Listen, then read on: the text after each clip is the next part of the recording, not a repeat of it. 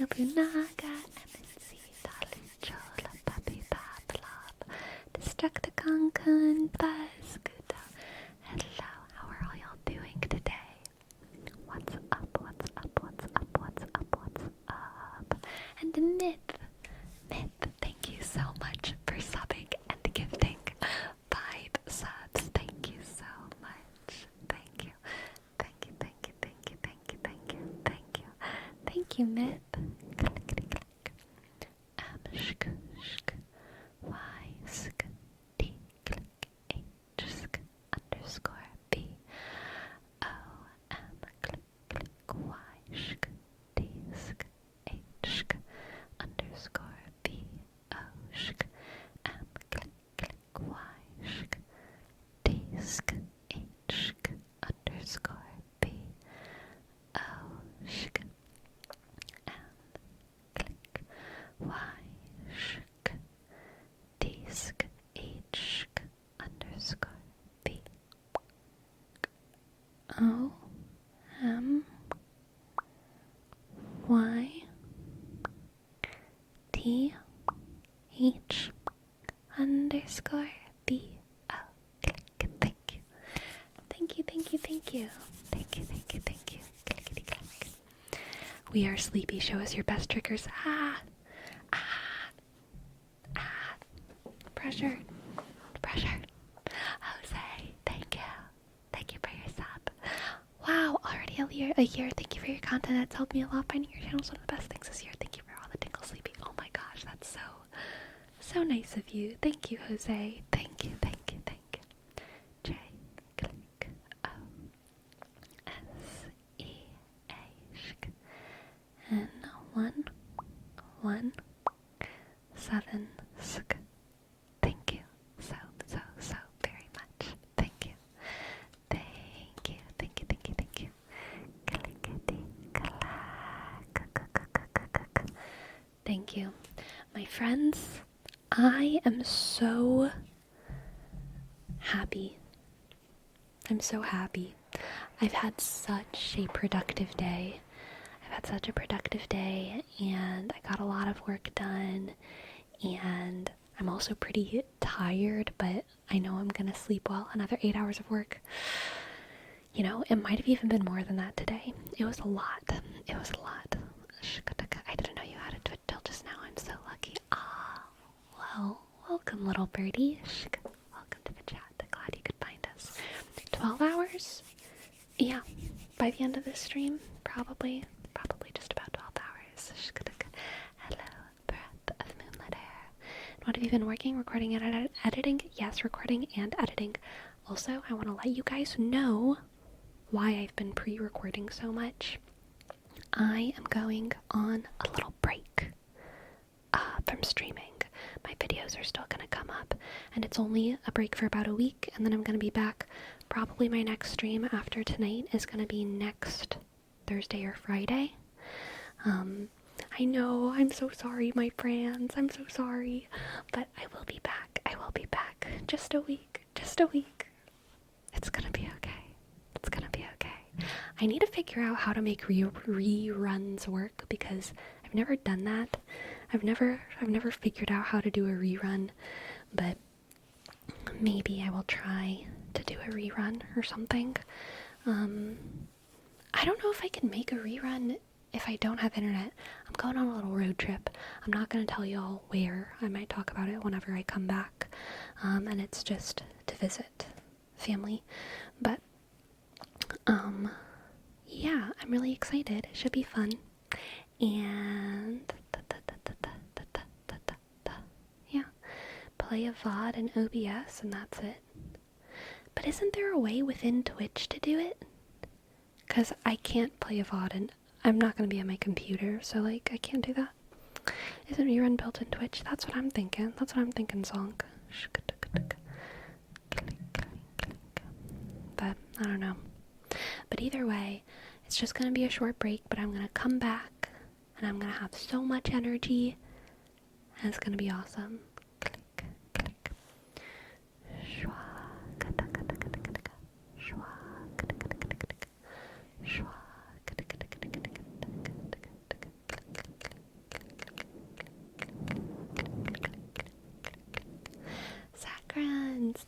your sub. Thank you. C sh k a c h k a sh k u n sh k s. Thank you. But today I recorded and edited a lot, and then at that point it was, probably around 4:30 or something, 4:30 p.m. And I really wanted to go on a walk today just because if I don't go on a walk, I get like 0 steps. You know, my steps for the day are in the 100s, right? So it's like going on a walk really helps me like feel connected to my body and the world and all of that. And ideally, I would go on a walk like at least 5 or 6 days out of the week. Because again, if I don't deliberately go on a walk, because I work remote, making ASMR, sitting on my computer, I literally get like just a couple hundred steps. So I really wanted to go on a walk today, but I finished editing, I finished doing everything, and I was feeling very tired, but I was like, oh, but I'll feel really good if I go on a walk, you know? So I still want to do that. And so I went and I sat down on my bed for like just a second before I put on like some cooler clothes to go on a walk, cool temperature wise, because I knew it was a little warm outside, but I didn't know what the weather was. So I sat on my bed and I opened up my phone and I looked at the weather app and it said it was 88 degrees outside. And I was like, what? I'm sorry, excuse me? What? Because I had no idea it was that hot outside today. I thought it was like maybe 80. I'm willing to go on a walk in 80-degree weather, but 88 is too hot for me to go on a walk. So I saw that 88 and my brain was like, you're not going on a walk today? And I immediately like fell asleep and took like a 20-30 minute nap. It was amazing. And then when I woke up, I was kind of like, a walk probably wasn't what I needed after all. I probably just needed to nap. And I do feel a lot better now. Not that I felt bad before, but you know, I was getting pretty ragged from the day. I was definitely ready for a brain break. Hello, Tony Moore. Hello. You've lost your southern resistances. I mean, in Louisiana, I was not going on walks in 80-degree weather or 88-degree weather either. I was sitting inside with the AC on, okay? Like, I'm willing to walk to my car in 88-degree weather so that I can crank the AC in the car, you know what I'm saying? But like, I do not function at that level of heat. It's too much.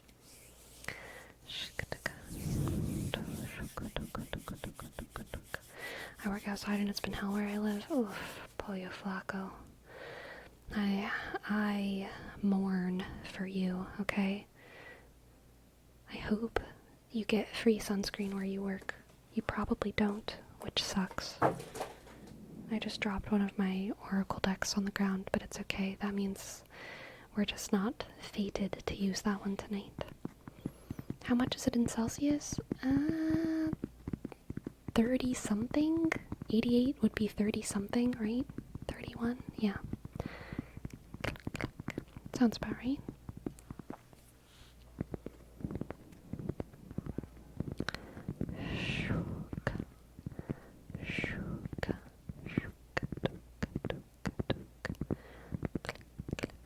Sleepy, what do you think about the comments that think you have a bot that likes every comment? Well, it's obviously not true. I like every comment. And I also don't like every comment, okay? But I do give all comments the benefit of the doubt. There's some comments that are hilarious if I take them as a joke and creepy if I don't. Or like weird if I don't, and I intentionally am like, this person is smart, this is a joke, and this is funny, so then I'll like it. Some of them cross the line to where like there's no funny interpretation of this, so I don't like it. And then some of them are like, if there's no nice interpretation of it, then I just don't like it. But if it's like threatening or super explicit or something like that, then I will delete it, because I don't want that extreme of negativity on my channel. But it's pretty rare that I fully delete or like hide a comment. If I just don't, yeah. The only reason I delete it is if it's like really disturbing.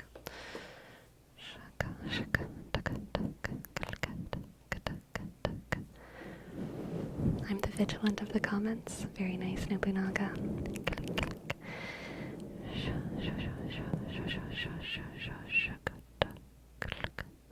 Don't check all deleted comments. I go around and clean up once in a while, and I just free fire. I believe you, and I'm chill with that. Oh my god. My cat is being hilarious. You know when cats are like smelling the air and they like kind of open their mouth a little bit? And they're just like, and they just kind of like sit with their mouths open? Like that? So hilariously, there's like a mess of wires under my desk, and one of my socks is like hanging on a wire, which it shouldn't be. I don't know why it's there. I need to clean that clearly. So like that's already funny by itself. I have like a sock like hanging under my desk on a wire, and my cat like walked up to it just now and licked it twice, and then just started like opening her mouth and like sniffing the air around my dirty sock on the wire.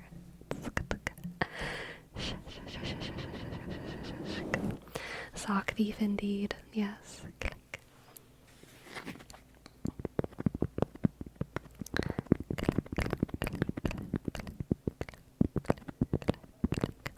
I'm fostering a litter of kittens right now. They're orange. Oh my god, swats. I have had such massive, like, baby animal cravings lately. Oh my god. There's like been a kitten bloom during the spring, of course, because there always is, and I've seen a couple little kittens, not tiny baby kittens, but like running around causing mayhem in the neighborhood, aged kittens, and they are so precious. Oh my god, they're so precious. Man, I haven't played with a puppy in like years. I miss just a plain old dog too. Man, I could do with some good dog time. I love my cat too, of course, though. She's absolutely beautiful and lovely.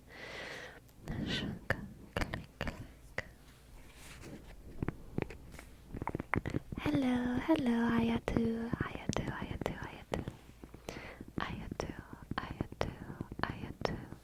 What's your favorite season? You know, it really depends on where I live. In Oregon, I would say it's been the spring so far, but everywhere else I would say it's the fall or the autumn. The fall and the autumn in Oregon can be pretty, but it starts getting pretty rainy in the fall in a way that I feel like the fall and the winter are kind of the same. In Oregon, there's some pretty days in autumn, but I mean, it's a lot of rain. But the spring is a little bit prettier, I would say. Yeah. Why did you choose to go to Oregon? I originally came here for graduate school.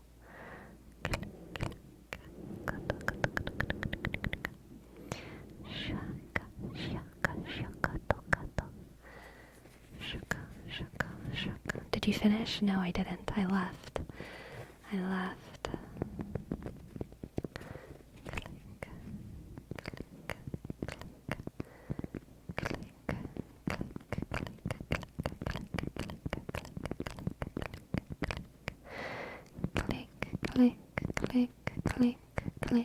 Click.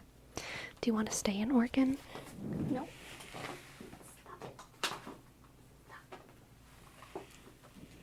My cat is destroying the carpet. Oh, it's become a problem. I think I need to get more scratch posts. Anyway, do you want to stay in Oregon? I have basically no preferences for where I live. I do not require much in my life, so I'm very much wherever the wind takes me. I'm very happy and chill in Oregon, so, like, there's no reason for me to move. I will say, like, the cost of living is kind of insanely high here, but there's also bonuses. It's very safe in terms of, like, climate generally. It's like, it's yeah, pros and cons. Everywhere has pros and cons. And, yeah, I just don't have any, like, major attachments to where I live. A city's a city, a city. Country's a country's a country.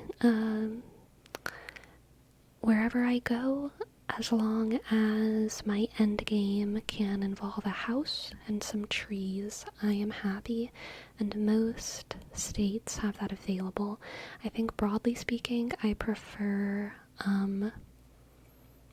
outside of the city living. And I do like living in America, mostly just because of all of the resources that there are here. There's just so many resources in America. I could see myself living happily in another country for a while. I've considered living in South Asia for like a couple months or even a couple years, like just for fun. I don't know. I feel like that's what you're supposed to do in your 20s and 30s. Just go live in South Asia for a couple years.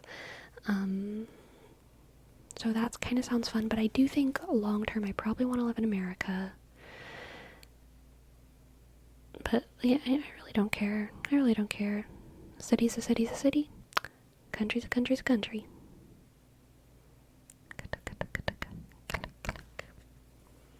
Where I live, spring and autumn last very little. Here it's very hot or very cold. That's why I like autumn. Yes, yes, yes.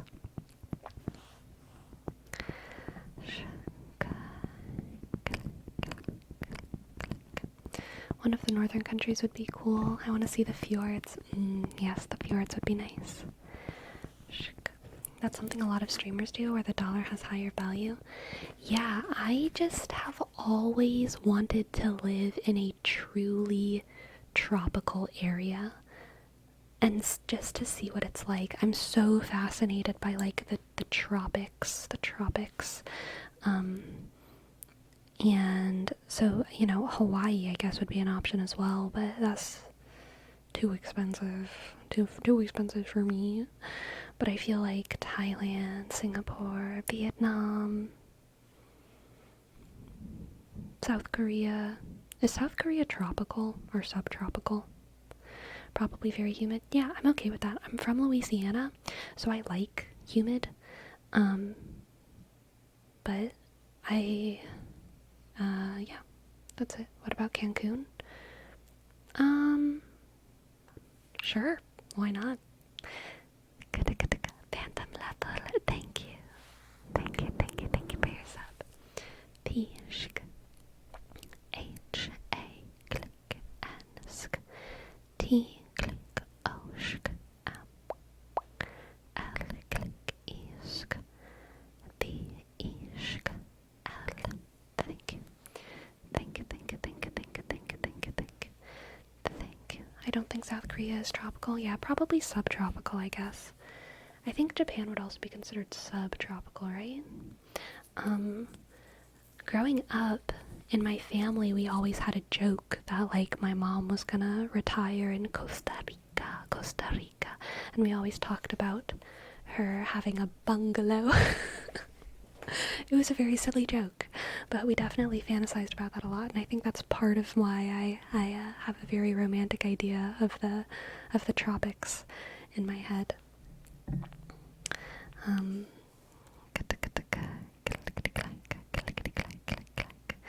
But yeah, I mean, I think the Western Hemisphere tropics would be cool too. I think I'm attracted to the Eastern Hemisphere tropics because I like the idea of a even crazier culture shock.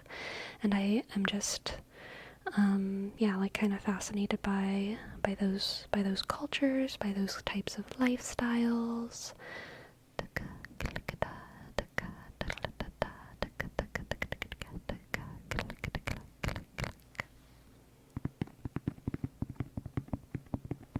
And wait, there was another thought that I had. There was another thought that I had. There was another thought that I had.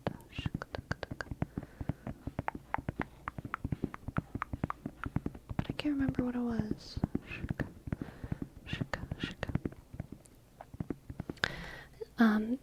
I want to visit Europe. I don't think I mean, again, like, I would honestly be happy living anywhere, including Europe, but I have no reason to go to Europe or live in Europe, and so I'm probably not, right? But I do want to travel in Europe. There's so many ruins that I want to see. Oh, I remember someone mentioned Yemen, and I was thinking about the Middle East. I also really, I mean, like, as a Christian, I feel like most Christians kind of really romanticize like old Europe, but there's also a lot of Christians who romanticize and fantasize about like visiting the Middle East and seeing all the Middle Eastern ruins, and I'm more in that second bucket. Old Europe, I definitely want to see it and want to like look at all the old cathedrals and Rome and the Vatican and blah blah blah blah. Yeah, absolutely, 100%. I want to see that stuff. But my heart like gets butterflies whenever I think about visiting the Promised Land and visiting Egypt and the Middle East in general, and seeing the oldest civilizations preserved in the sand. Oh my god, like it, oh my god, I can't even words. It makes me so excited to fantasize about, to think about. And I remember like, yeah, Jerusalem, all of it. And I remember talking to my mom about that when I was like 11, and I remember her saying like, it is dangerous to travel in the Middle East. No. Of course, my mom at that age was talking to an 11-year-old, but I still have her voice kind of in my head, deterring me from solo travel in the Middle East, which I think is fair. But I do want to. I just need to get some mace or something. Bufes Zeroretas, thank you. Thank you so much for your sub. Thank you very, very much. B click click you shk app sk you shk S underscore app click click e shk D o shk R o sk R click E N click Tisk you shk tukataka S clickety clack clickety clack click click click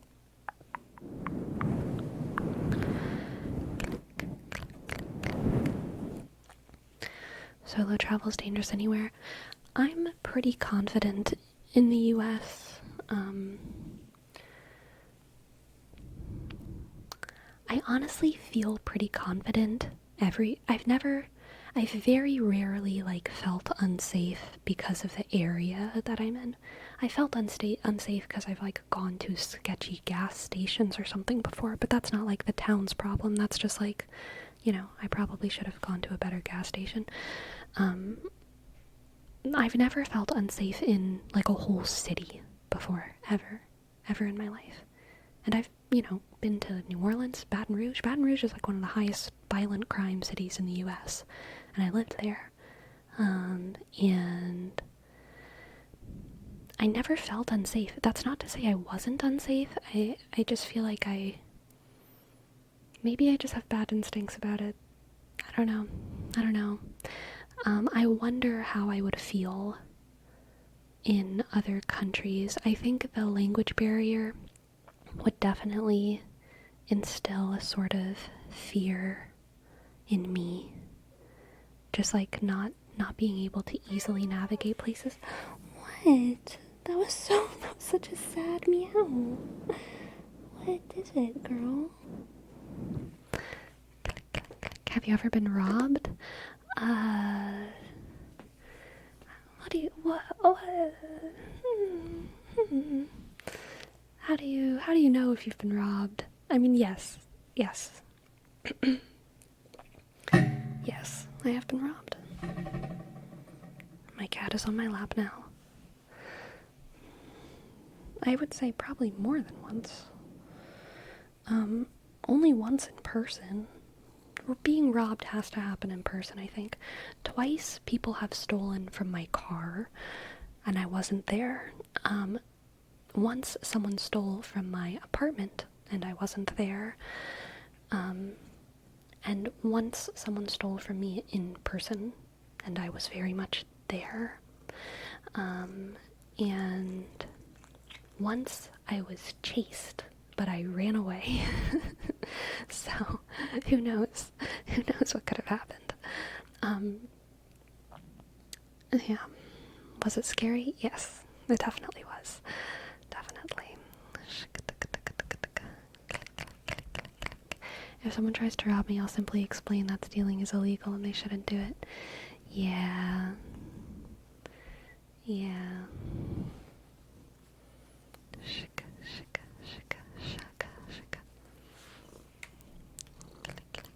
Wherever you go, you will always have to be alert. Probably the only place where you can be wherever you want and you want and even sleep in the street is Japan. Really? Is violent crime like insanely low in Japan? That kind of makes sense intuitively in my head, but I'm interested in the statistics on that. I wonder what the lowest violent crime countries are. Do y'all know what the lowest violent crime countries are? Cat hair clump floating in the air. Yeah, they have like no crime rate. Nice. Nice.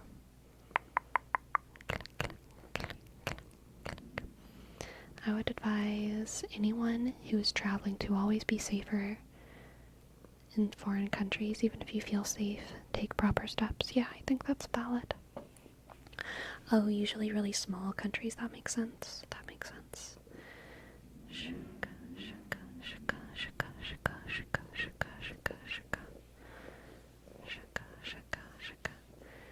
Japan, South Korea, and China are quite safe. China intimidates me. Anything outside of Hong Kong intimidates me. I don't know what to expect. I don't know what to expect in China. Belize isn't even in the news. I think the lowest is Iceland, but the total population is like 300k, so kind of hard to hide. Yeah, that's fair. There's a law that phones require the cameras to make a photo sound at all times to prevent people from sneaking pictures. Wait, in Japan, there's a law that phones require the cameras to make the photo sound at all times to prevent people from sneaking pictures. Okay, I understand what you mean. In my head, I interpreted it as like phones are constantly making camera sounds the first time I read it, and I was like, that sounds horrible. But now I understand. When you take a picture, it always makes a sound. Okay.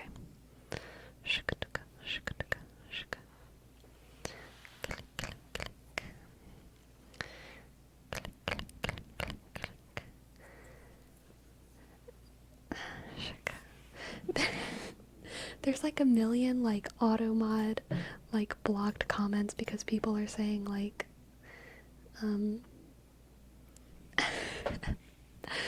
Japan's kind of pervy. I don't know. Is it though? I mean, even if it is, I mean, I've never been there. Is it like tangible on the streets? Like, I feel like the US is pretty pervy. Like, does it matter if you're just walking around the streets? I don't know. Isn't, like, there's perverts everywhere. I've played Cyberpunk 2077. Is Cyberpunk 2077, the thing that I disliked the most about it was just, like, how pervy it was. It was just unenjoyable for me, how pervy it was. Just, like, the billboards, the ads, like, it's like, please stop. It's annoying. Is Japan that bad? Are there just like butts and boobs everywhere? I doubt it. I feel like if anything, they're like more like pervy on the inside, but like prudish on the outside. Are they not? Are they not prudish on the outside? I love the game for that. I don't think it's a bad game because of it. It's just obviously not, I didn't enjoy it, but I think it makes sense for the world building of the game. Like, I think the game is good for having included that. The fact that it was annoying for me was like, wow, I'm experiencing this art in the correct way. It's uncomfortable. It's uncomfortable like when Ophelia dies in Hamlet. High art. The high art sort of discomfort is what I'm experiencing.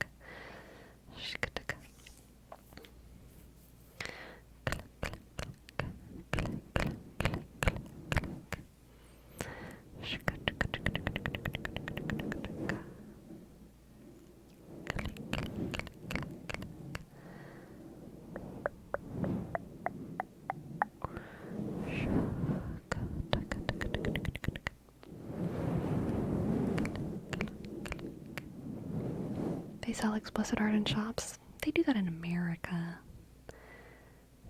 Well, yes, Japan has a stereotype of a lot of harassment. It's still lower crimes in most countries. Yeah, I believe that. I believe that. I want to visit that. If I go to Japan, I want to visit that Jesus town. There's a town in Japan where the folklore is that Jesus went there after the resurrection. And it's like super cute. There's only like one Christian guy in the whole town. It's a super tiny town. And everyone believes Jesus went there, but no one cares. They're all still like Buddhist or whatever. But they're all like, yeah, Jesus came here after the resurrection. And then there's like one guy in the town who's actually Christian, which is so funny to me. But I want to go there. I want to go there and I want to shake the hands with that one Christian guy. Nice guy, thank you for your prime. Thank you so much. C G A I click. Thank you.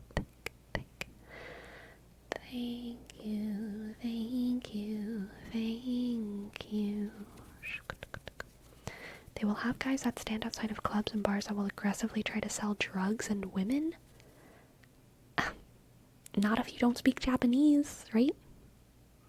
Number one tip is do not engage. Yeah. Yo no hable Japaneso.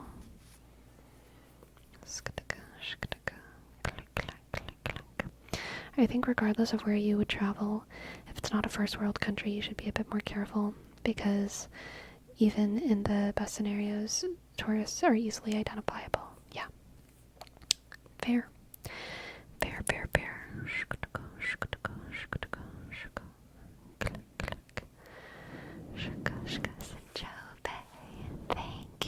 Thank you for your sub. I know it's been a few months, but I just remembered you've been back from hiatus for over a year now. So glad you came back and stayed. Thank you, Sinchobe. I'm glad that I came back and stayed as well. I'm very glad. Thank you.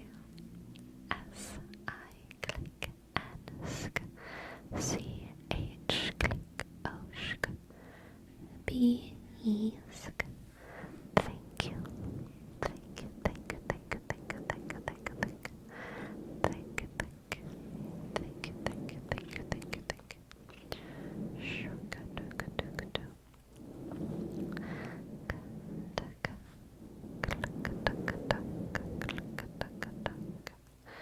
Bad timing for that message when you're about to go on a break. Come on. A week. Y'all can handle a week.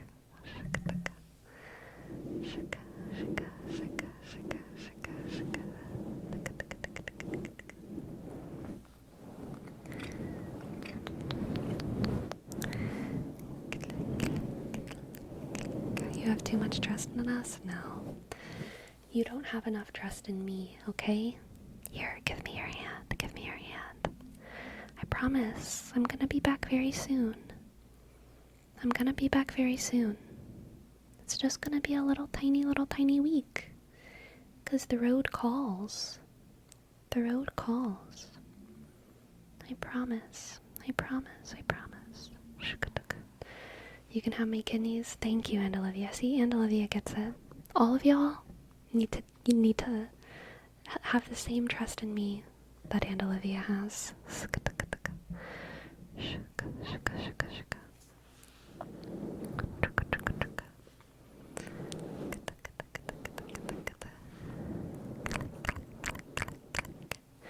My cat is nuzzling my elbow so hard that she's moving my arm. I know, you're so cute. You just can't help it.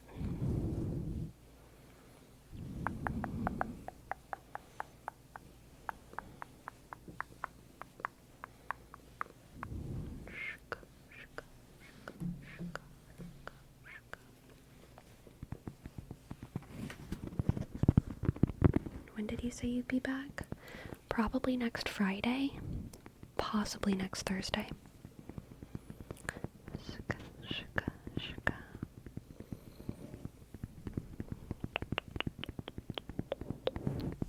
Hello, Adapter.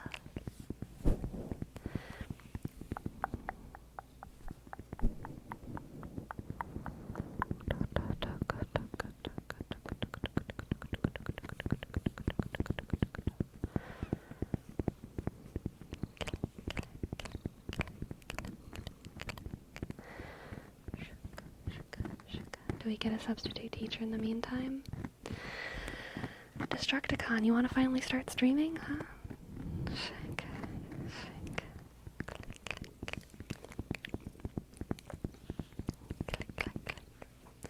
Yeah? I can give you all my logins. You can just stream on this channel.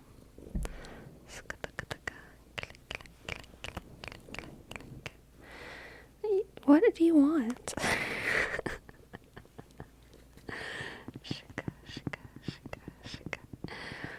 Is it important to you that your friends share the same faith as you do? No.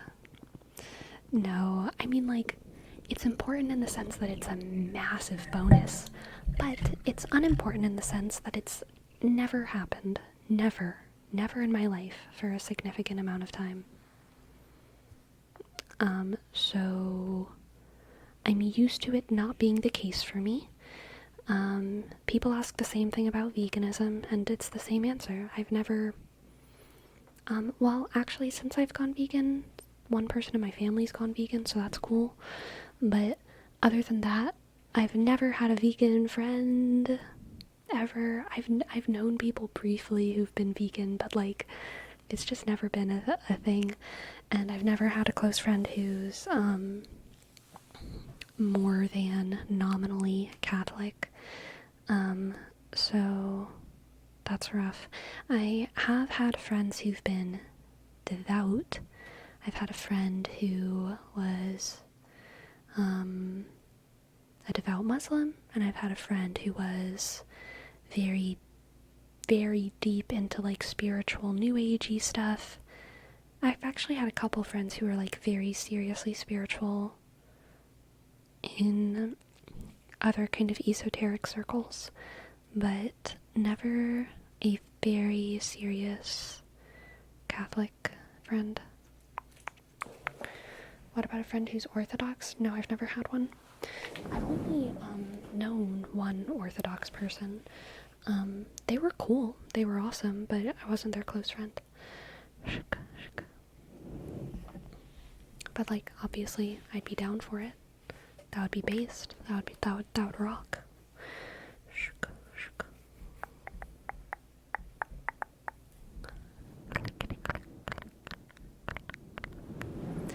Evangelicals are most common in the South, but Orthodox are elusive. Yeah, Orthodox are super elusive. And I have had friends who are Protestants, for sure. For sure. What about a Jewish friend?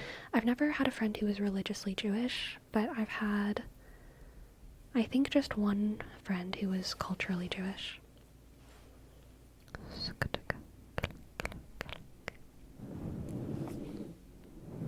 Are there more Mormons in Oregon or LA? LA. No, wait. I said that exactly backwards. Oregon, definitely Oregon. I never met a Mormon in Louisiana. I saw Mormons once. I saw them on their mission walking around, but as far as I know, there were no like Mormon families in Louisiana at all. But it's not at all like unheard of in Oregon for there to be Mormon families.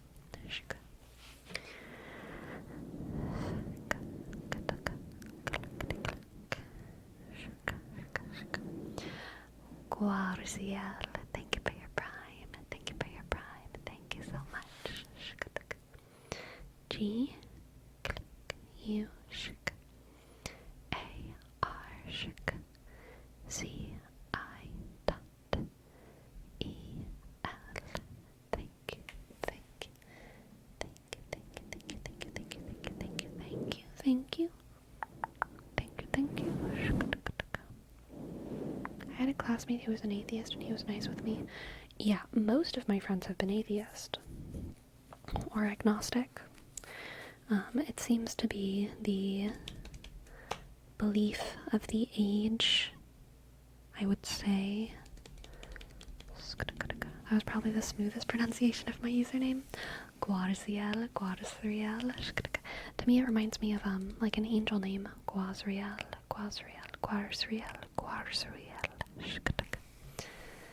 I don't think atheist counts.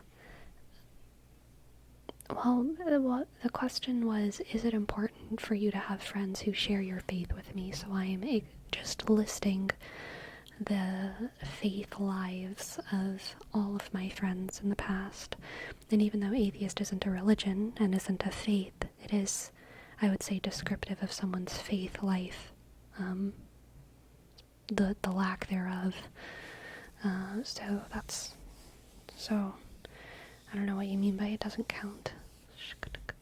Big difference between atheist and agnostic, though. Most assholes tend to be atheist rather than agnostics. I don't know if that's true. I think there's plenty of assholes who are everything,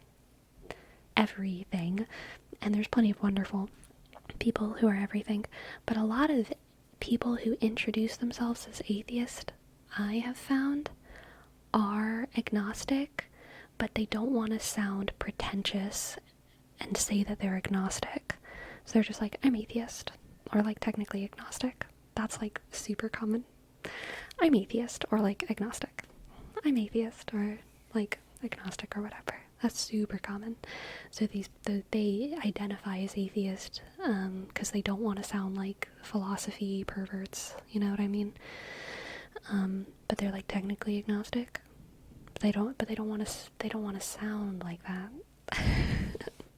Not that agnostics are all philosophy, whatever, perverts, but there's, I would say, risk factors associated with having a very specific belief system.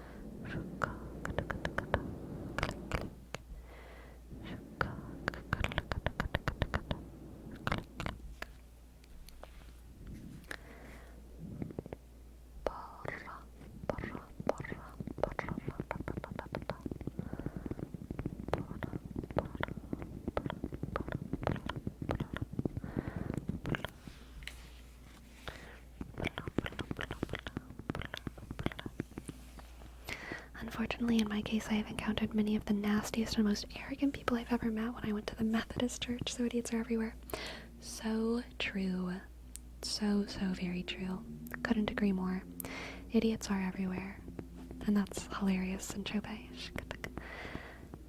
Sleepy, for the family member that also went vegan, did you have any influence? Yes. I would say so. Probably so. Almost definitely.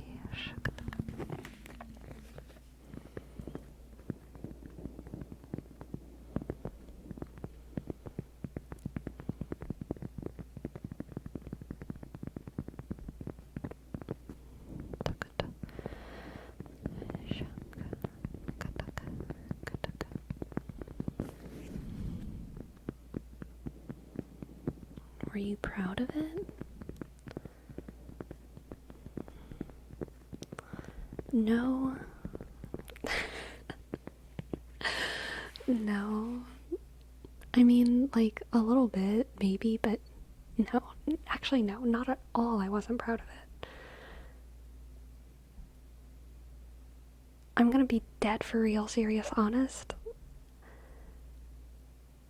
They gave me so much shit for being vegan before they went vegan, that whenever they went vegan, I was just like, are you fucking kidding me?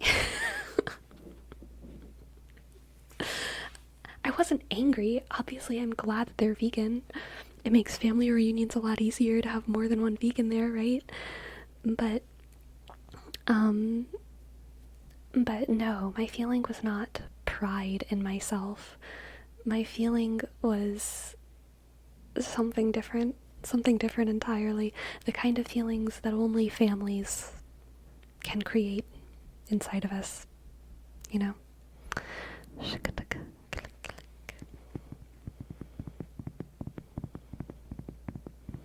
Could you ever be a raw vegan? Dude, I was obsessed with raw veganism whenever I was like probably around the time when I went vegan, like 16 through 20, I would say.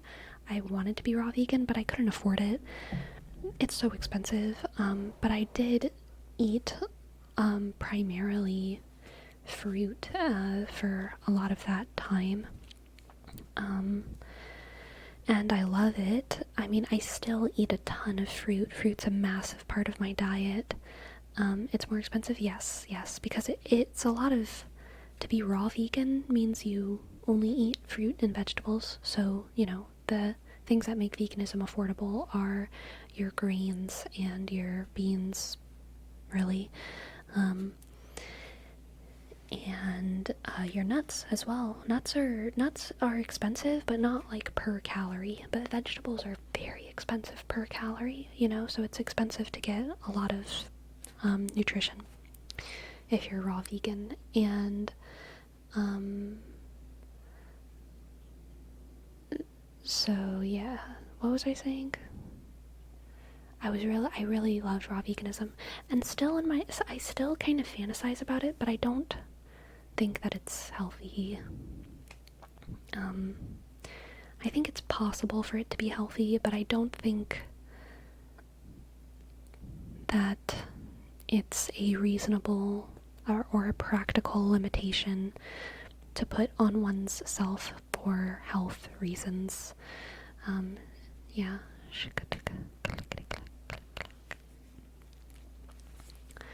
Are you a practicing Catholic? Yes. I'm 27. Gritzy. Thank you. Thank you for your sub. I appreciate it. Gritzy.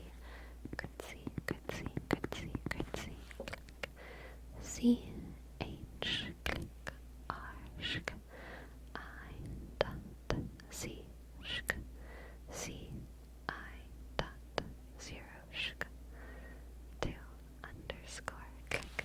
You're right, Furrow. I forgot. I'm 26, but I'm almost 27. I literally just forgot. That's hilarious. How do you go around all the pesticides, GMOs? You don't. Unless you want to. You know what I'm saying? You only have to if you want to.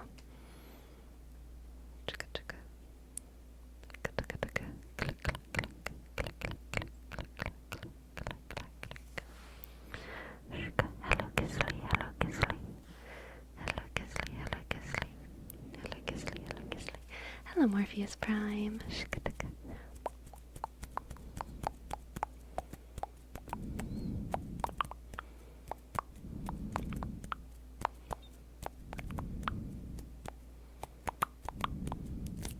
I'm gonna hit a golden birthday? Ah, that's exciting.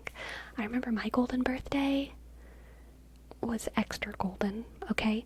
Because, my birthday is September 9th, so it's already 9/9, and I was turning 9. It was not 2009, unfortunately, but that's okay. 9, and I was turning 9, and I remember my music teacher made a big deal out of it and made me feel really cool. Oh, Morpheus Prime, thank you. I honestly did. I had quite a magnificent day today. I'm very excited about the next 2 ASMR videos that are coming out on the YouTubes. I think that they're fun. I think that they're a good time.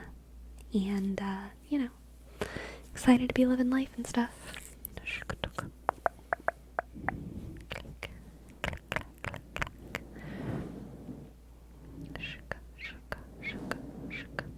Bro, I made September and I'm doing 27 too. Oh my gosh. Crazy.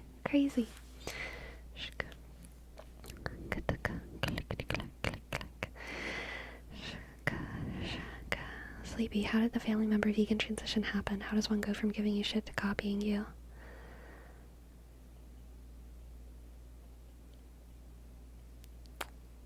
Time? I mean, I've been vegan for a long time. Whenever I went vegan, it was weird, and it was in Louisiana.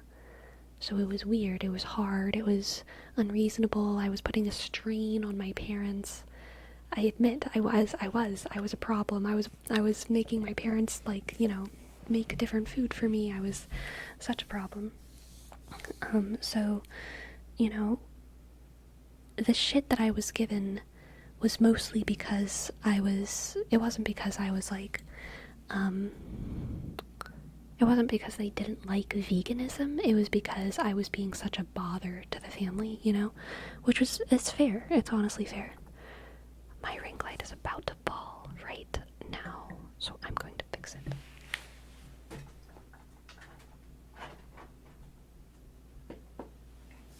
I think it's stable. Time passed, and they were in a place and in a time in their life where it was more convenient for them to be vegan, which is a really reasonable reason to go vegan. It became more convenient, so they went vegan, and that was basically how it happened. Them shoulder gains, thank you. Today was arm day, so I do have a little bit of that pump. I'm feeling the shoulder gains.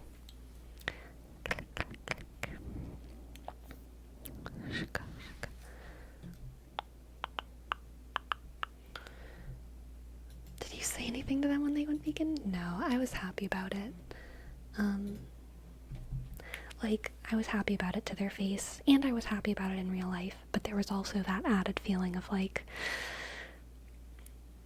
of course, when it gets easy for you, you go vegan, and it's the right thing for you to do, but it was the wrong thing for me to do. But so I guess the feeling was self-righteous. I felt self-righteous about it. My pride snuck up on me. The greatest sin, truly, most of the world's issues can be boiled down to pride, and I too suffer from it sometimes. It must have felt like a victory? No, because it was self-righteousness. Self-righteousness does not feel like a victory. It was like...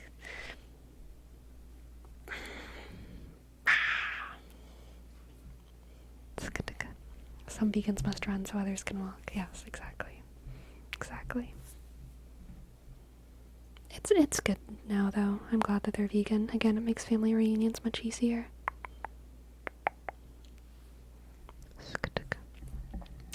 Oh my gosh, Ricky Dia, welcome to the chat and happy early birthday. That's so exciting. Happy early birthday, and thank you very much. Welcome back, breath of moonlit air, breath of moonlit air. Thank you. My family in general, since I've gone vegan, has become much more vegan friendly. My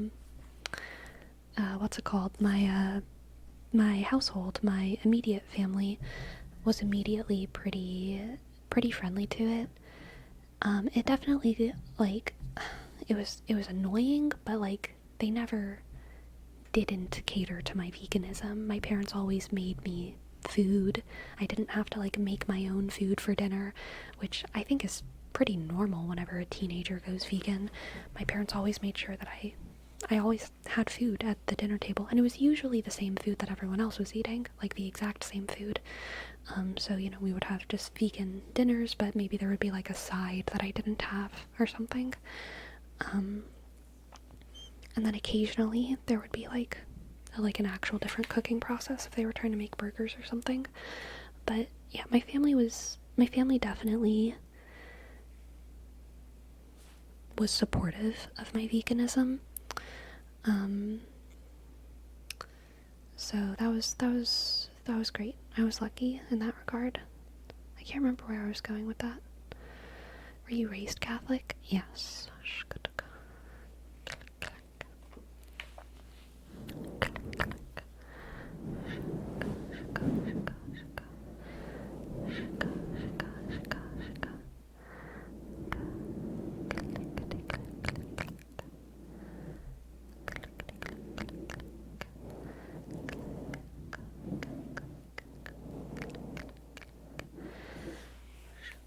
That's amazing, because that implies they went out of their way to include you. Yeah.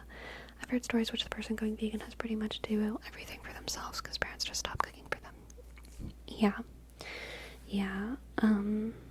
My parents are amazing. Truly.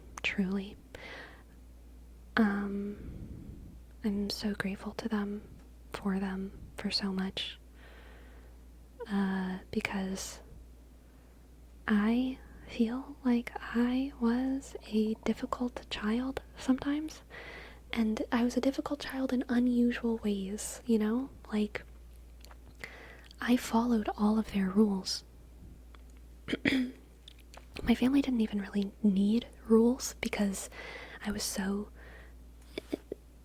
good kid. I was quiet. I did my homework. I didn't ask to go out. I didn't go out. Like, I was a very good kid by all of the ordinary metrics, but I definitely had like mental health struggles growing up, and they didn't manifest in ways that I think my parents, or that any parents, are really like trained to be prepared for, you know? So in a lot of ways I feel like I was a difficult kid, but my parents were just really dedicated to being there with me through all of it, even when I didn't want them to be.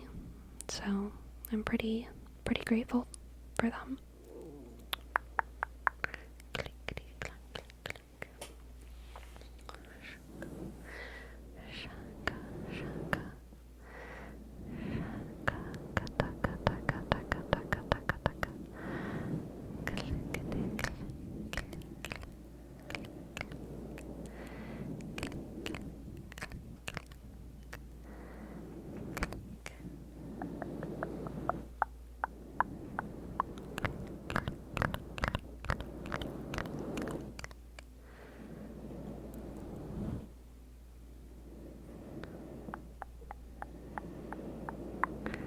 Have you ever considered joining a religious order? Yes, definitely. I considered it pretty seriously for a while, but I don't talk too much about that specifically because I feel like it is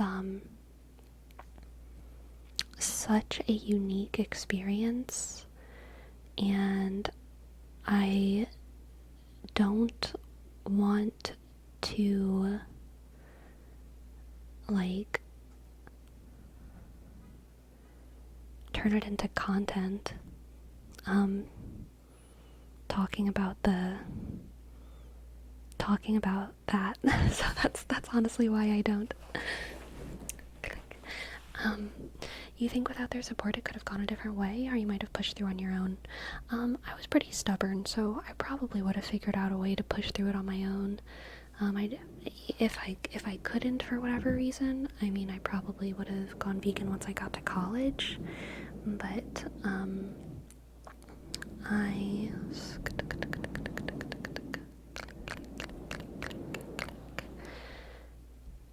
Yeah, I mean, my parents had pretty, like, I didn't have a job whenever I was in high school, so, like, I couldn't buy my own food, so they were definitely in charge of what I was eating. So without their support, it would have been pretty hard to go fully vegan, but I'm sure I would have been pretty stubborn about being mostly vegan. And maybe trying to be vegan, I don't know. So yeah, I don't really know exactly what it would have been like if I didn't have their support. But, yeah, I definitely did have their support, so it was okay. Hello, Black Platypus. Hello. Understandable. I don't mean to prod, I'm only curious. You're a bit unique amongst YouTuber streamers. Thank you. I appreciate it. I appreciate it very much.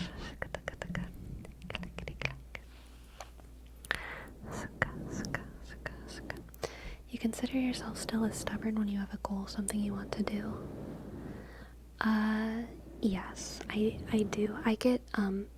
I'm not stubborn about a lot of things, like, I'm actually super adaptable with, like, some things, like, I don't know, most things. I'm okay when plans change, or if someone wants me to do something in a different way, I'm like, yeah, sure, whatever. Like, I'm very adaptable. But whenever there's something that all of a sudden I want, or like all of a sudden I want to do, I like, I feel like I kind of go crazy a little bit. Like, I'm kind of I'm unstoppable. I can't not do the thing. And I become very impulsive as well. It's rare though. It's like I get sometimes these waves of, like, oh my god, there's something I have to do, and then I do it, and nothing can stop me. And those kinds of obsessive, like, beliefs or desires, I mean, they're very rare, but when they happen, it's like distinct. It's like, oh, it's happening again. And it happened, yeah, like going vegan was one of those moments. Going to graduate school was one of those moments. I'm not going to talk about all of those moments, but there's probably been like 10, maybe less, probably more like 7 of those, like, moments in my life where I've had an idea that I have not been able to resist. It's just like, it must happen. It must happen. I must do this thing. And so then I do it. And I always do it. Starting to make content was one of those things. Coming back to YouTube was one of those things. Like, oh my gosh, I have to do it. So I will. Nothing can stop me. I just will do it. J-Lo, thank you for your sub. Thank you. J, click. A, Y, click.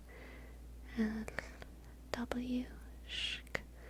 N, click. Underscore 0, shk. 4. Thank you.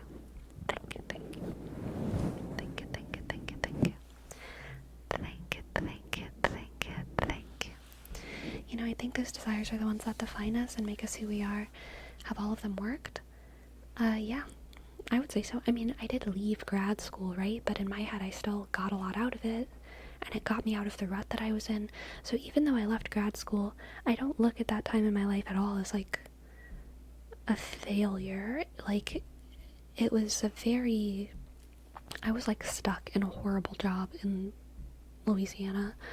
I was suffering in so many ways, and so getting that burst of energy to make me take my GED, get all my references, apply to graduate schools, and get my ass out of my situation, and then pour myself into my studies for like a year about, was like very much a good thing. It was like a very successful thing, and I made great grades. I made all A's and like all. I mean, I probably A pluses. I don't even remember. I don't even remember if I had a plus minus system actually, but I was doing great in graduate school, and my professors liked me, and I was obsessed. I couldn't stop working, but I just kind of realized that it wasn't. I was looking at my professors and I was looking at the jobs that they were kind of laying out for me, and I was like, oh my gosh, I love being in graduate school, but I don't want to be any of my professors. And I feel like my field is a field that kind of is disappearing, and like maybe that's a good thing, and I don't know if I want to do this anymore. And so it was kind of like I just realized that even though my present was great, I didn't like the futures that I was being handed. And so I wasn't sure about leaving graduate school. I was very unsure about it. And I talked to a lot of people about it. I talked to my parents. I talked to my professors. But once I decided, it was like, yep, that's done. But then coming back to YouTube was definitely another one of those moments of like, this is gonna be something that I do. Yes, yes, yes, yes, yes, yes. Did you feel that way about pursuing YouTube? Yeah, absolutely. BNB, thank you for your sub. And NappyXD, thank you for gifting. Thank you for gifting a sub. Thank you. B, click, and shk. B, click, 3, shk.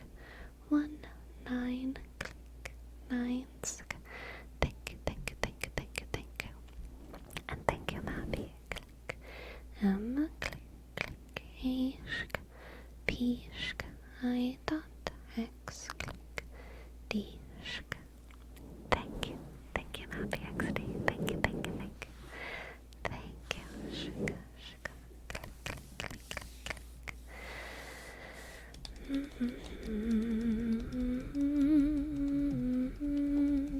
I like that mentality, and although sometimes it sounds cliche, if we believe in ourselves, we don't really need anything else, although it's obviously good to have the support of someone else. Yeah, I agree, Tony.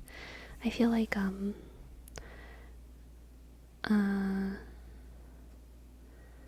yeah, the support of other people helps, but I've always been pretty gung-ho about what I want to do. I never think about what I can do. I know there's many things I can't do, but I guess whenever there's something that I'm aiming towards, I never really think like, can I do this? I always just think about if I want to do it or not, and if I want to do it enough, I will find a way. I mean, I remember even working at the bakery. I really wanted to work at this bakery. This was right after graduate school. And the looks that I got at the job interview, like, the boss who interviewed me, she was looking at my body, inspecting my body, and she was just thinking, like, there's no way this girl can handle this job, because it's a very physically intense job. You have to, it's 8 to 12 hours per shift, lifting really heavy stuff kind of the whole time. It's not like a little delicate pastry job. It's batch bread baking for grocery stores and stuff. And so she was looking at me, and I could tell she was looking at my body and just thinking, like, there's no way this girl can do it.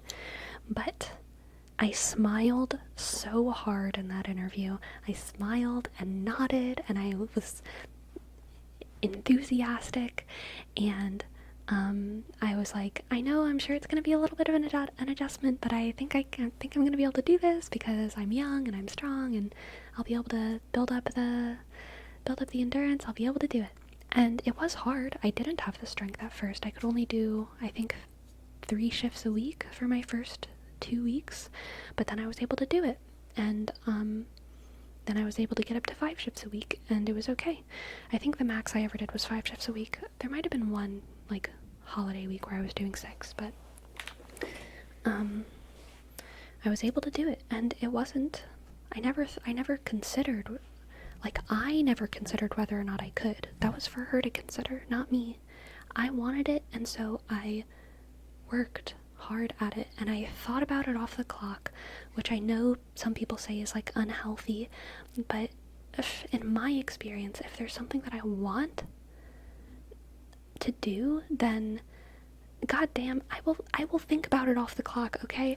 I was probably, for those first 2 or 3 weeks, I was probably spending like 30 to 40 minutes before bed every night just like running through the specific kind of body mechanics of the job. Like, okay, because it's like there's a lot of time constraints of lifting heavy things, so it's like, okay, turn around, get this bunch of flour, and turn around and do this, and get the boiling and the thing and the thing and the unload the thing and the move the giant shelf, and I was running through the dance in my head because I wanted to be really fucking good at the job, and I was really proud of myself whenever I got the really good at the job, and I became manager. Didn't take too long. And so I'm proud of that. Because I did work so hard, and whenever I get excited about stuff, that's just how it goes. But then, as soon as I knew that I wasn't going to have that job, I kind of had to like put in my month, because I had to move for like a family thing, and God, I felt so like that last month of working there was like, it sucked so much, because whenever I had kind of that idea of like, I'm gonna leave this job, and I had to tell my boss and I had to tell my coworkers a month advance. It was a courtesy because I was a manager and I wanted them to have time to like replace me and stuff, because it was a small business. It was so hard for me to like put my soul into that work for that last month. It was so hard. The quality of my work wasn't as good, especially like that last week or so, just because there was nothing that I was really striving for anymore, and so yeah, that kind of sucked, but yeah, I guess that's that.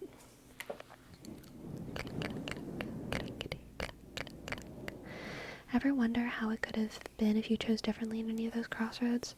You think you could have also been happy with different decisions? Yeah, I think so. I'm pretty chill.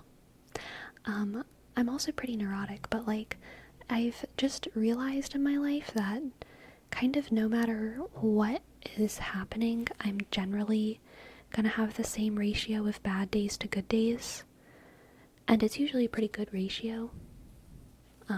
Like, I usually have significantly more good days than bad days, and if I do get myself into a situation where I'm starting to have more bad days than good days, then I have pretty good like self-preservation instincts, and I get myself out of the situation. And yeah, I have a lot of faith in myself in that, like, I will always be able to do that. I don't know, what shape that will take, but I have faith in myself that I will be able to preserve my happiness, especially because I know that it doesn't take much for me to be happy. Like, I like working, and I like various types of work, and as long as I can meet my needs, then I'm gonna be okay. I definitely like worry about the distant future. Whenever I get old and it gets hard for me to work, like, the amount of jobs that I can do will become limited when I'm like 65 years old, so like, that's definitely a concern, but I still have a feeling I will figure it out, and that's okay.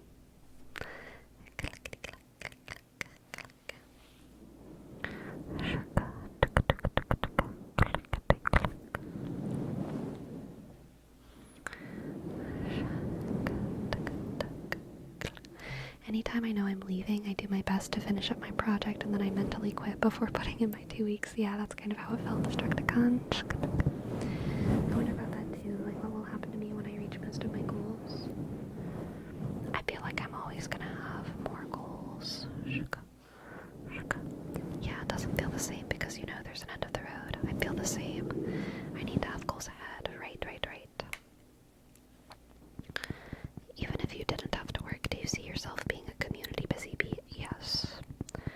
Yes, I mean, I don't know about community, but like I've talked about it before.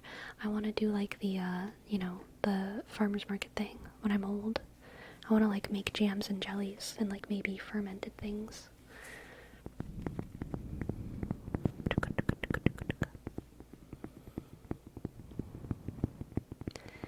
I hope when you're 65 you'll be happily retired. I feel like no one is retiring at 65.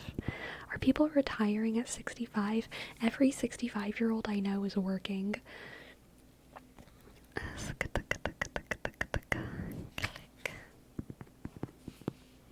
Can people make a living out of farmers market? No.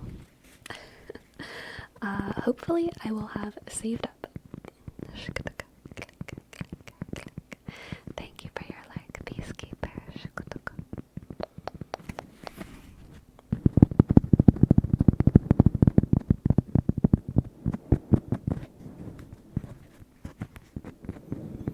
Burrito dopamine. Thank you for your prime. Thank you, thank you, thank you. Thank you.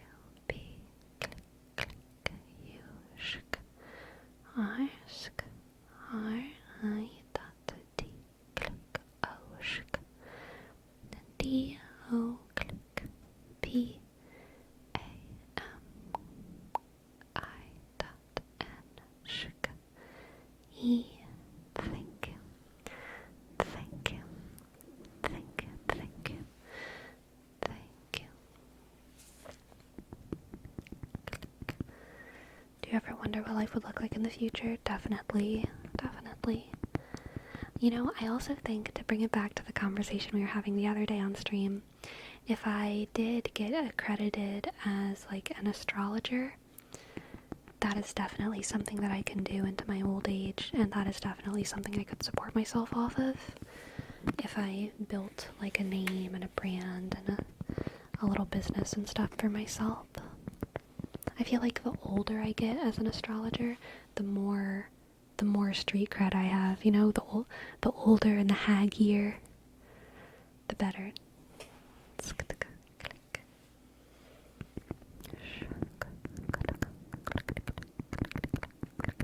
Hello, Booty, Booty, Booty, hello, Booty the Lurker.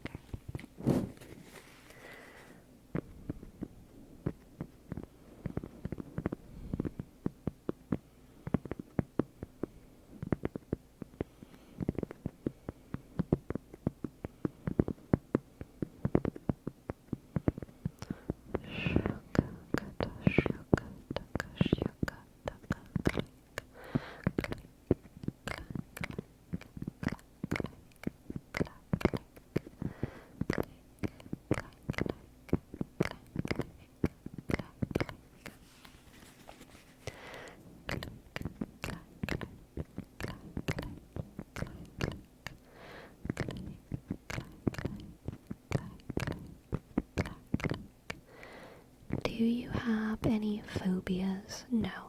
I have things that I'm grossed out by. I have like, but I wouldn't call them phobias. But I do get grossed out by some things, by some specific things, very easily.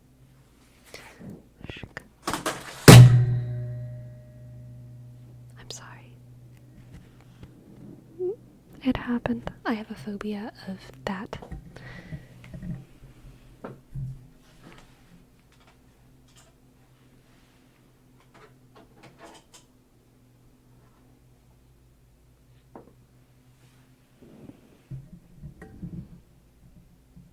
Let's hope it stays. I'm glad, Big Hat Sorcerer, I could give you your favorite trigger. I'm very glad. It's what we do. It's what we do here. We live to serve. Can you please tell us why cats are superior to dogs? Cats do have better hearing than dogs, so their hearing is biologically superior, but they have worse smell than dogs, so dogs' smell is superior. Cats will always land on their feet. Will land on their feet 90% of the time, even if they're dropped with their feet straight up into the sky. So some of their survival mechanical reflexes are superior to dogs. Dogs can make louder noises and are more social, so dogs are socially superior to cats. Cats are cute as hell, but so are dogs. I'd say they're about even in that regard.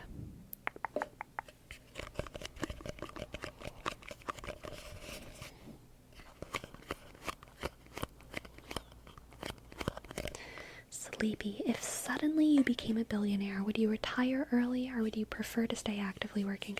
I would absolutely actively work. Here's what would happen. If I immediately became a billionaire, I would probably take a week off to think about life. Just like to think about a plan. To sort my shit out. Because I can't ignore the fact that I've just become a billionaire. I need to make some adjustments to my life. There are things I can't. I would take a week and figure out my shit. I would probably hire an accountant. I would probably call my family, see who needs help. You know, like I would sort out my shit for a week, maybe 2 weeks, okay? But I would absolutely keep working. I would absolutely keep working. Yeah.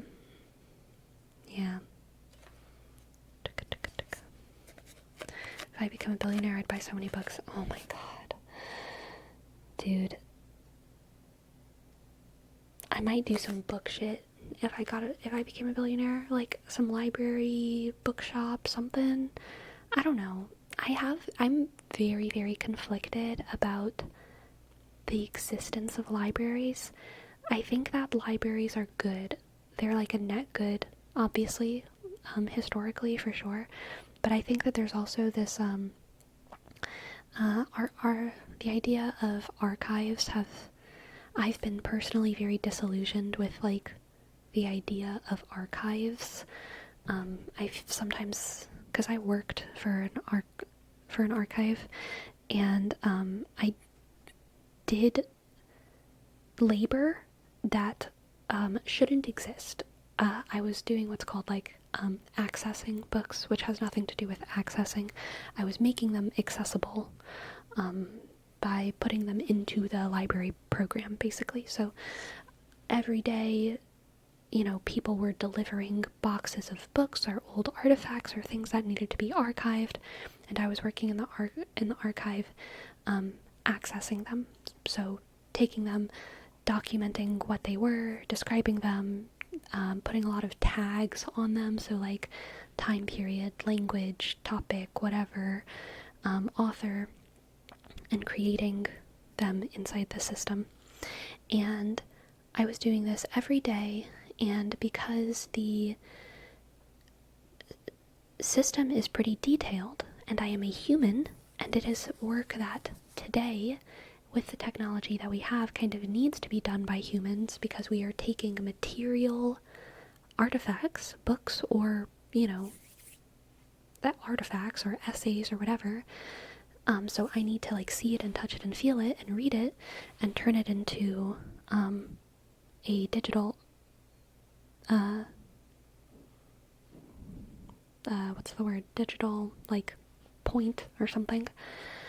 It needs to kind of be done by a human, but I was only able to do per shift maximum of 25. Maximum, okay? That would have been a good day. There were some days where the stuff that I was dealing with was so weird or so complicated that I could only do 5 a day, okay? And also the system itself, like, was running very slowly, because the idea of getting a new system means that you need to re-access everything, and these systems don't easily transfer, these software systems don't usually transfer from one another, because they're owned by private companies who don't want you to be updating your system to another better system. So all of the systems are very, very old. And this is true, I would assume, for most archives, libraries, and general archives across the United States, perhaps across the world. And the buildup of things to put into these databases was growing at a rate that was impossible for humans to do. You know, every single day people were bringing in, donating, you know, old books and stuff that we were putting into the system. And it was truly an impossible amount of work. It made it feel like it was a fake job. It felt, you know, I was happy because I was working and I was getting paid, but like what I was doing felt like just an absolute drop in the bucket, because there were rooms, entire rooms dedicated to the stuff that we didn't have time to put into the systems yet, and those rooms were getting bigger and more and bigger and bigger and bigger every single day. And basically a sweatshop. I mean, kind of, except there was only like I think 4 or 5 of us doing the job at the university. Okay, so this was like a university job, and it was very cozy. It was cozy, comfy. It was an easy job. We were just chilling, you know, doing this work all day. And none of these things, maybe 5% of the work that I was doing, 5% of these documents, books, artifacts that I was putting into the system would ever need to be accessed again. Most of them were badly written theses, student projects that like just didn't need to be saved. They just didn't need to be saved. Old scratchy film that was completely indecipherable, interesting historically but completely indecipherable. Just stuff that didn't matter. And it feels gross to say that, because like my pre-disillusionment mind would be like, all of this is precious, all of this is precious historical data, all of this has a little bit of an isolated snapshot of a human soul that is so worth saving. And I still believe that, but I also believe that maybe it's okay for those things to like not be organized in library systems. You know what I mean? Because it feels gluttonous, it feels prideful, it feels like maybe Uncle Bob can just hold this in his shed if it's important to him. You know what I mean? Like it felt like a fake job. It felt like we were gesturing towards a respect and an honor of history, but there's no world where what we were doing was respecting and honoring history, because what we were doing was,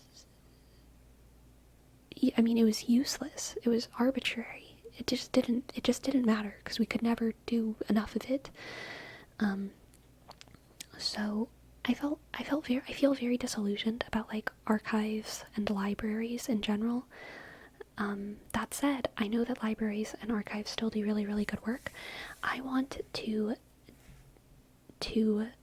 figure out, not by myself, you know, with people who are smarter than me, or for other people to figure it out for me, what the future of archival preservation looks like, especially in the age of the internet. We kind of have an overproduction of historical data. We have too much history now. We have too much history. Everything on the internet is saved. I fear for the historians who have to decipher all of this madness, just because there's so much of it. There's so much, and so much of it is garbage, and is just crazy. It's a crazy world we live in. So I want to figure out what the future of libraries looks like. I love old libraries. I love books. I love good books. I love important books. And there are some books that are more important than others. And I would love to do, this started with me thinking about being a billionaire. Maybe if I were a billionaire, I would like hire smart people to like figure out what the future of libraries looks like, you know what I mean? I feel like that's important work. Something needs to be done. Something needs to be done. Was nobody reviewing them to decide if they deserve to be archived or just thrown away? Everything deserves to be archived in the ideology of archivists and librarians, okay? Everything. Everything.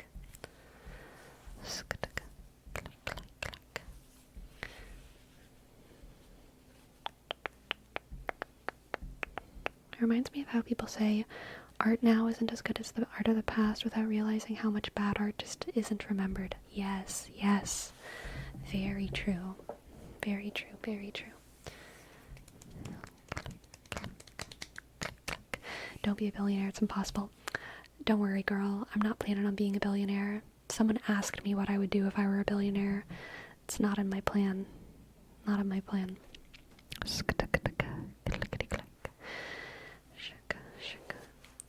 I'm still fully disillusioned. I don't feel like I have the authority to say no one will ever need this. Because I like the idea that if someone randomly wants to investigate Uncle Bob's farming almanac for their family history, I think there's value in it, but clearly it's unsustainable currently. Right, well, so the problem, maybe I should have said this more betterly. The problem is that if someone wants to investigate Uncle Bob's farming almanac, they aren't relying on the existence of that artifact being preserved in an archive. They are relying on the existence of that artifact, the preservation of that artifact, and the proper accession of that artifact. And that was my job. Making proper accessions. So they would have to, if they were really specifically looking for Bob's Farming Almanac, they'd probably be in good luck, because obviously the title is going to be one of the searchable things. But if they were looking for, pre-Hindenburg farming techniques in New York City, Bob's Farming Almanac might be exactly what they need. But it wouldn't come up. It wouldn't come up in the search systems because it's saved with the tags Bob's Farming Almanac, or maybe Bob's Planting Almanac. And so me, who has to manually access as many books as I can in a day, tags it Bob, first and last name, the year that it was written, planting, seeds, agriculture, New York, or maybe even just like Northeast or something like that. It's impossible to think of every tag, every searchable tag that could be relevant for someone's research, if that makes sense. And most things are very scantily tagged. It's author, publishing company, date. They might not even put planting or New York City.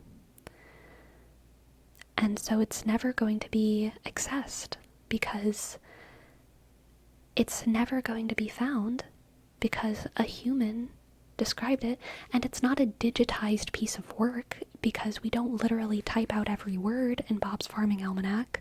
We just make the record of it. Does that make sense? So the job that I was doing is something that a robot needs to learn how to do.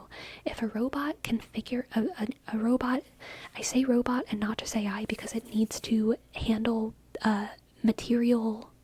It needs to look at something and hold it and understand it, and then it needs to have good enough AI to think of, thousands of tag words to describe it and immediately put it into a system. Then it would be a functional system. But we are so far away from that kind of technology. Even tags like the color of the object, the weight of the object, these would be valuable tags to put into an archival system if you're doing research on how heavy books were on average in the 1800s, you know what I mean? Or like what kind of material, are they made of cloth, are they made of leather, are they made, like what is used?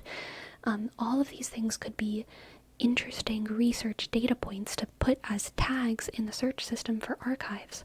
But at the end of the day, people making the accessions, which is kind of like the profile of all of these artifacts, are just not putting thousands of tags, because why would they, when all you're really taught to do is name, publishing company, year, maybe genre, right? Like history, drama, play, whatever.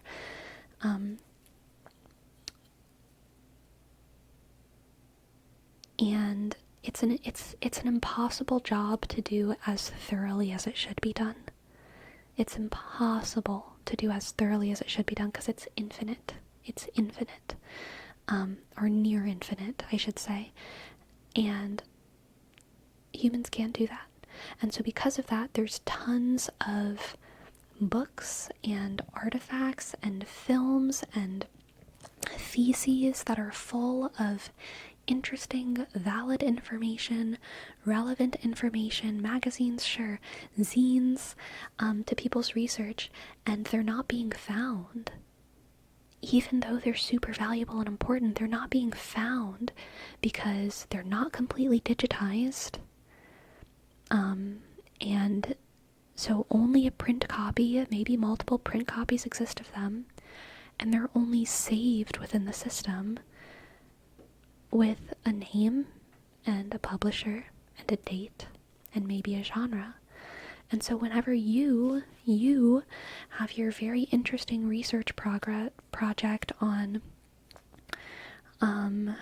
social parties in Wyoming in the 1850s and their relationship to the Civil War or something, don't think too much about the dates of that.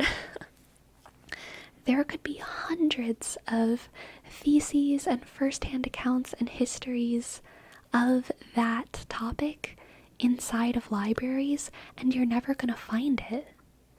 You're never going to find it because it's not tagged correctly, and that sucks.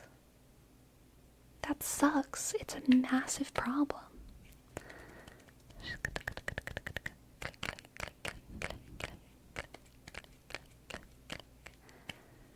Years ago, I used to work in the archive of a government institution, and I felt exactly the same.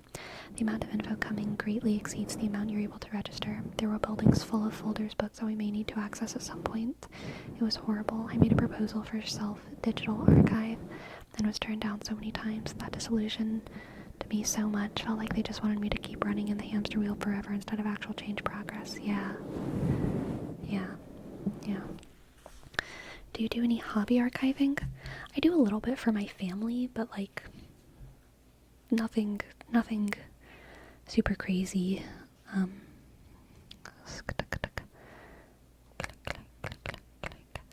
I'll ignore the dates, but for a fun fact, Wyoming gained statehood July 1890. Okay, that's good to know. That's good to know.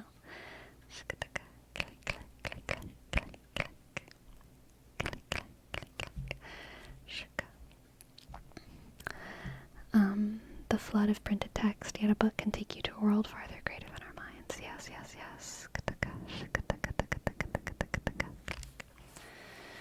I do think there's some merit to running the hamster wheel until we find a better solution. Some work is better than no work. No. I completely disagree. What would be better would be taking the students running the hamster wheel and getting them to collaborate with the software development students and getting them to work on figuring out a better solution, because the greatest brains are in universities right now, and instead of giving being given the tools to create something new, especially in the humanities and especially in library sciences, they're doing bullshit work. Some of the work is important, okay? Some of the work is important, but specifically, like, the organization of archives is a mess. It's a mess. It's a tragedy. And no one is talking about developing new softwares. I wanted to try and work on stuff like that whenever I was in graduate school, but they told me no.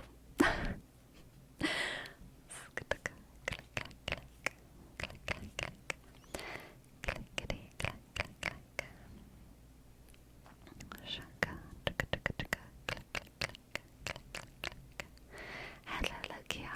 Thank you for your bits. Thank you, thank you, thank you, thank you, thank you, thank you.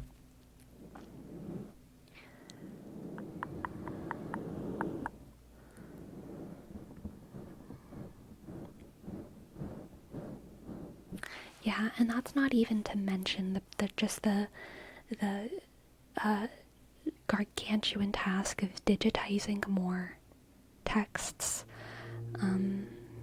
That is something that definitely needs to happen going into the techno future, and that is something that machines are gonna have to do. There's no way humans could do that. I mean, outside of like some kind of crazy government system. Wasn't there that system where people were like in China where people were like manually fertilizing flowers for a while, but then they ended up like doing the job a little bit too well, and that was like a crazy thing. It would kind of have to be like that. Like the government would have to start paying massive amounts of people to digitize entire libraries. I'm sure that could be productive for a while, but it wouldn't be it would have to be like a project with a start and an end date. Some kind of effort. Maybe the military could do it. Oh my gosh. And then they could learn how to read. Sorry, that was a very mean joke. I love the military. I love the military. I don't know why I said that. But it would be cool. It would be cool. I lost my library card. The old lady at the desk told me no problem, Joel. I'll still check you out. Very nice, very nice.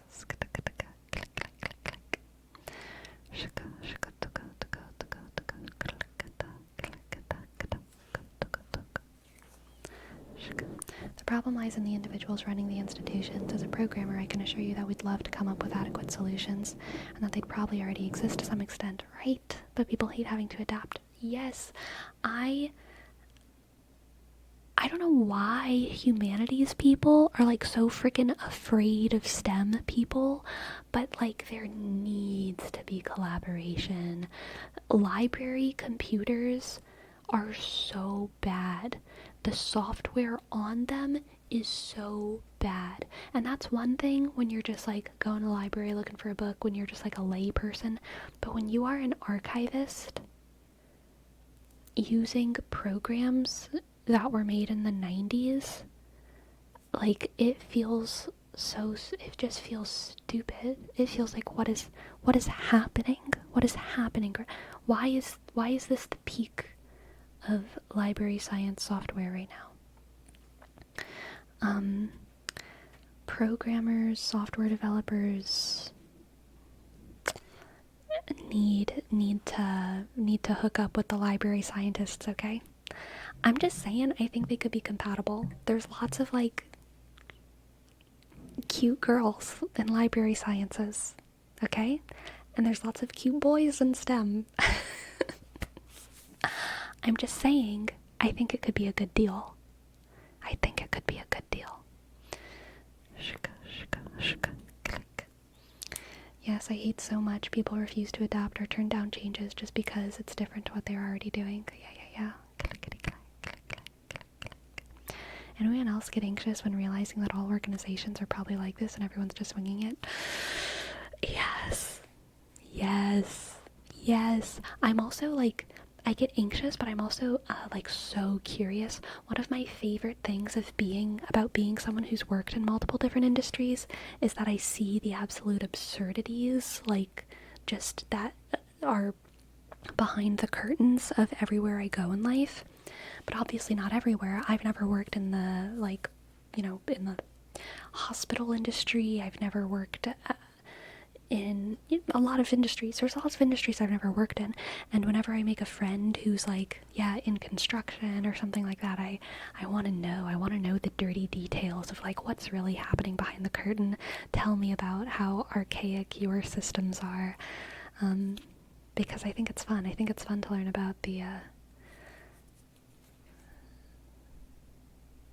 ricketiness, the instability of the world we tread on.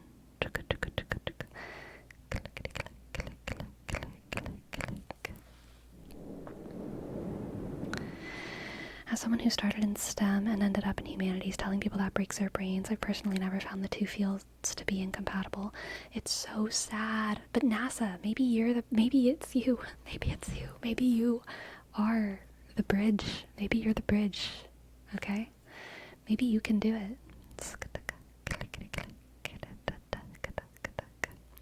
You might not agree, Sleepy, but in my experience, most people I come across are unconcerned with upping standards. It isn't even on their mind. Man, Big Cat Sorcerer. Sometimes people remind me of that, and it always blows my mind, but I do think that you're correct. I think you're correct. I think most people don't worry about it, and it blows my mind every time that someone reminds me of that. I don't understand what it feels like to exist inside of a brain that doesn't, like,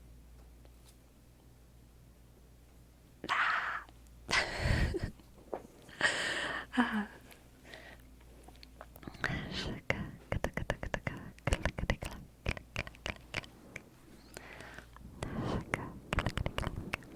literally work for a company that's about tech, and once I confronted the big bosses about how shameful it is that we're a tech company, but working with a stupid old system, they didn't take it too well.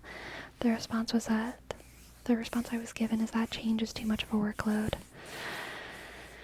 Yes. And in America, every kind of systemic change, the workload of every kind of systemic change is exacerbated by the sheer size of America. Like, it's the reason we can't get better railroads. But that same issue exists in other fields, other kind of interconnected national systems. It takes a lot to overhaul them just because it's a freaking enormous country. Most people aren't aware that a lot of the infrastructure of America is built on software from the 60s. Yeah. The dang Louisiana Purchase ruined everything. Yeah, the Louisiana Purchase, the pioneers. What problems. It might be a big workload, but we'll never make it if we don't start somewhere or with something. I agree. We can't just sit staring at the pile of work saying, yeah, that's a lot. I agree.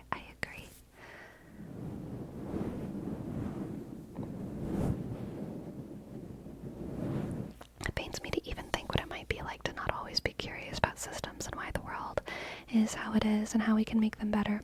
I know, I feel the same, NASA, and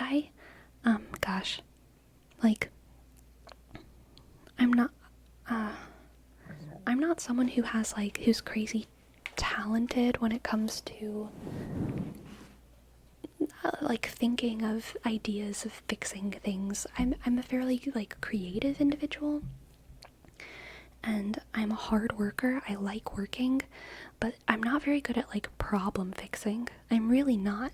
So I'm super curious and I'm super eager, and I want to make the world a better place, but I'm also not a problem solver, and it's a massive limitation of mine as an individual. It's really hard for me to think of I can think of solutions, but how to make the solutions happen is it's really hard for me to figure out, especially for these massive systemic issues. I don't have that high of an education, and I don't know. It's hard for me to imagine a lot.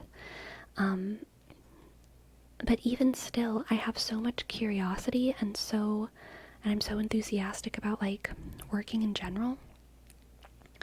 But it's so hard for me to imagine someone who doesn't even want things to get better, doesn't even like strive for things to improve, wouldn't be willing to help if the job was like offered to them, you know? That's hard for me to imagine. Ivan Arias, thank you for your sub. Thank you so much. Thank you, thank you, thank you. I B A click and sk a sk r click I dot a s 1 sk 4. Thank you. Thank you, thank you, thank you. Thank you, thank you, thank you, thank you, thank you, thank you, thank you. Thank you. I feel that we aren't meant to have the answers, but not to strive for it seems insane. Yes, I agree. I agree. Click. The excuse I've gotten is that updating the system would require a re-archival of everything. Right. Right, it's true. There's an apathy that comes from knowing the root of the problem expands and forks in 100 different ways. I know.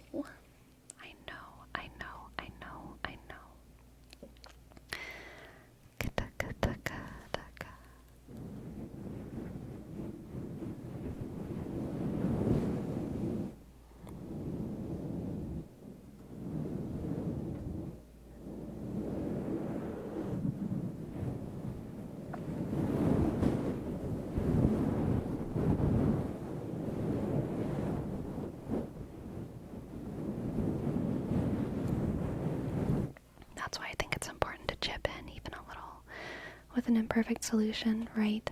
You know, something that I hear a lot in the current age is like, you only live once, so why not enjoy it? And I think that's valid, okay? I do think that we should all enjoy our lives.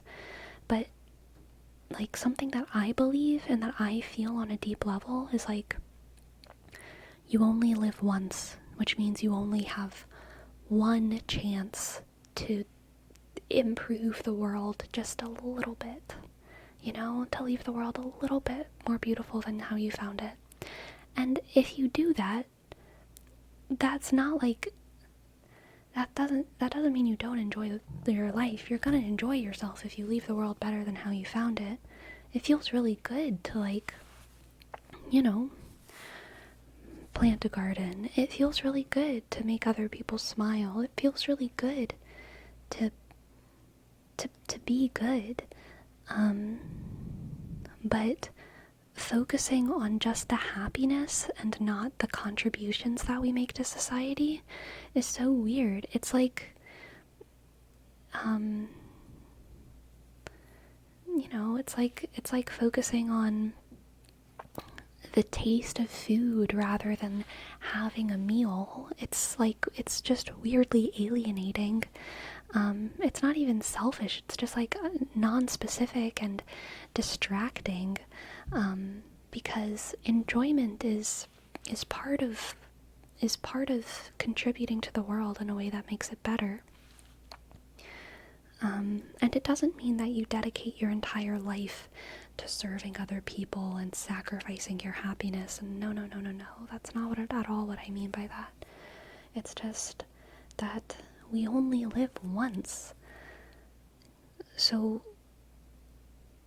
to only focus on myself would be such a waste.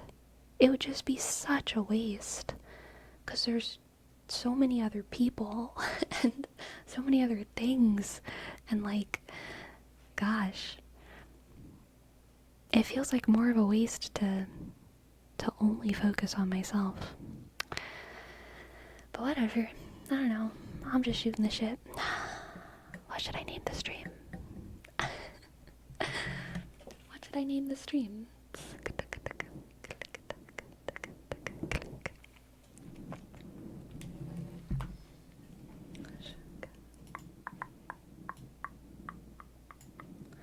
Shooting the shit. You know it, Green Ninja. You know it. I know we talked about